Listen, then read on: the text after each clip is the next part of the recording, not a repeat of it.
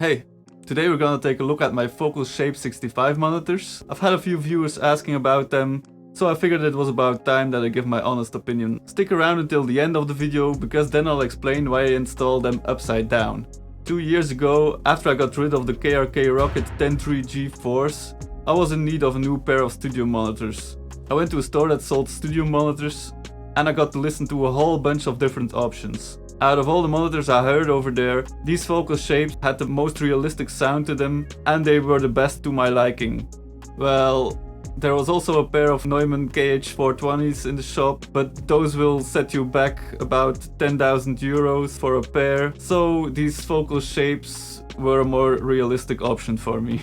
These will usually cost you about 1,300 euros a pair. Let's have a closer look. These monitors look very beautiful, with a nice walnut finish. They are 35 cm high, 22 cm wide and 28 cm deep. One of the standout features of these monitors is the inverted dome tweeter. The tweeter is incredibly precise and unforgiving. It has been paired with a 6.5-inch flex sandwich cone woofer.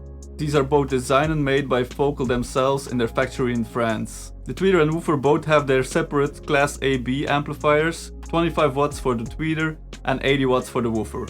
Another noticeable feature of the Focal Shape 65 studio monitors is the passive bass radiators on the side of the monitor. These bass radiators help to extend the low end response of these monitors, providing a deeper and more accurate bass. The low end extension and the dynamics of the bass are okay, they will go down to 40 Hz, but I did end up pairing them with two KRK 12S2 subwoofers for some extra low end extension. This is of course not required, but I do think it helps me to hear the bass and sub bass more accurately. And of course, it's fun as well.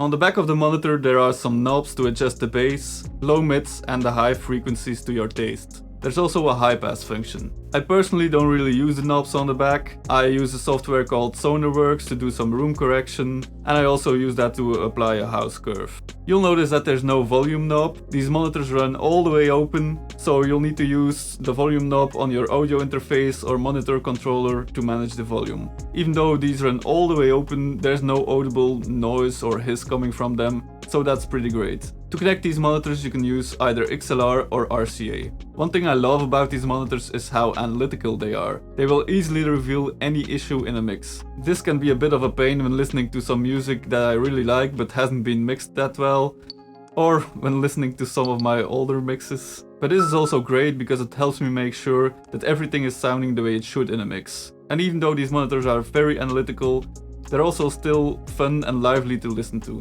One downside of these monitors is the automatic standby.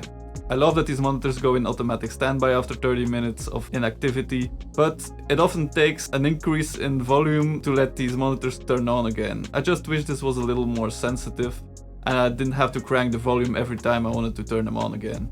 The reason I place my monitors upside down is because the tweeter should always be firing at your ears. And because I'm using a triple monitor setup, placing the focals upright above my monitors would cause the tweeter to fire over my head.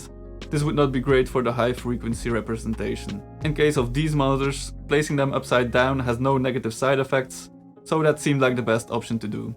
I've been using these monitors for the last 2 years almost every day now, and I must say I'm still really happy with my purchase. I would definitely recommend them to anyone who's looking for a new pair of studio monitors. They both look and sound great, and they are superb for production and mixing. Okay, thanks for watching. If you like this video, be sure to give it a thumbs up, and make sure you subscribe if you'd like to follow me on my music production journey.